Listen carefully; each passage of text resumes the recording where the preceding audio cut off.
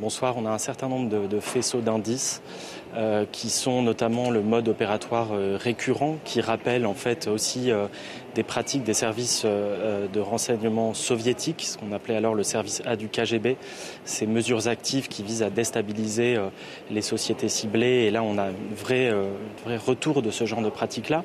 On a aussi, ça a été très bien documenté par Mediapart, notamment des camps d'entraînement, notamment en Bosnie, d'agents dits jetables, donc ces agents qui sont aujourd'hui jugés en fait dans ce tribunal et qui sont effectivement, en tout cas pour un certain nombre d'entre eux, les petites mains d'opérations plus larges avec des commanditaires plus élevés. On sait qu'il y a des camps d'entraînement où, semble-t-il, les services de renseignement russes et notamment le GRU, le renseignement militaire, seraient impliqués. Et puis enfin, on a les thèmes, les récits qui sont mobilisés dans ce type de campagne qui sont des thèmes assez récurrents. Au-delà des mains rouges, vous savez qu'il y a l'histoire des têtes de cochon, l'histoire des étoiles de David, qui vont instrumentaliser notamment nos faiblesses, nos foyers de tension, en l'occurrence ici confessionnels, donc la question de l'antisémitisme et de l'islamophobie, pour finalement jeter de l'huile sur ces tensions et mettre du sel sur les potentielles plaies de nos sociétés. Vous qui connaissez bien ce genre de dossier, ce genre d'opérations, elles sont décidées au plus haut sommet de l'État russe. Comment cela fonctionne au sein des services de renseignement là-bas ? Alors, l'une des pratiques, et c'est justement tout le sujet finalement de ce procès, c'est qu'on est justement face à un nouveau procédé qu'on peut qualifier d'une certaine manière d'une forme de sous-traitance ou d'externalisation par des acteurs étatiques, en l'occurrence ici probablement, je le répète, les services de renseignement russes, puisqu'il s'agit justement non pas d'agir directement, mais de s'appuyer sur tout un réseau d'agents qui, semble-t-il, viennent donc des populations en l'occurrence ici des groupes nationalistes bulgares, mais on a vu aussi des Moldaves, des Serbes, donc d'un certain nombre d'États d'Europe centrale et orientale, dont certains d'ailleurs ont des proximités politiques avec la Russie. Je pense par exemple à la Serbie. Donc l'idée, c'est justement de sous-traiter ce genre de pratiques pour plusieurs raisons, qui peuvent être la question du démenti plausible, pour dissimuler la trace des commanditaires, parce que aussi ce sont des agents qui sont plus flexibles. On sait qu'ils ont été payés quelques centaines d'euros pour venir agir de manière ad hoc en une seule fois, parfois deux.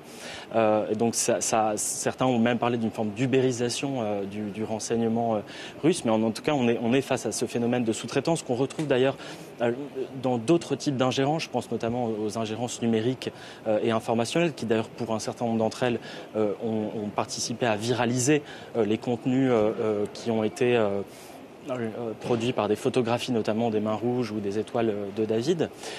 Et puis derrière ça, on a aussi un autre phénomène qui est celui d'une clandestinisation des pratiques d'influence de la Russie depuis l'invasion de l'Ukraine et qui, l'hypothèse qu'on fait nous en tant que chercheurs, c'est de considérer que parce que la Russie n'a plus les moyens d'agir ouvertement, notamment au sein de nos sociétés, au sein de l'Union européenne. Je pense notamment à, vous savez, à la fermeture de ces médias d'État, RT et Sputnik. Eh bien, ils vont davantage recourir à ces méthodes clandestines, à ces méthodes souterraines, ce qui est le cas vraisemblablement de cette affaire dite des mains rouges. Que penser aussi de la réponse de la France avec ce procès d'aujourd'hui, réponse plus musclée qu'auparavant selon vous ? Alors, il y a une réponse effectivement juridique qui est plus musclée, qui vise justement à s'emparer de ce sujet des ingérences, et pas seulement d'ailleurs sur le plan juridique. Au-delà de ça, je pense que la réponse politique, notamment, je pense que là encore, il faut aussi aller au-delà de cette simple affaire et de penser l'ensemble des affaires, donc les têtes de cochon, les étoiles de David, les cercueils, les mains rouges, donc qui sont en fait à chaque fois des modes opératoires récurrents. On voit que la réponse politique, elle s'ajuste. À mon avis, elle n'est pas encore la bonne. Pourquoi ? Parce que ce qu'il faut aussi préciser, c'est que s'agissant de ces affaires, ce qui est attendu des commanditaires, c'est justement que nous, au sein de nos sociétés démocratiques libérales, nous surréagissions face à ces phénomènes. Les paniques morales sont recherchées.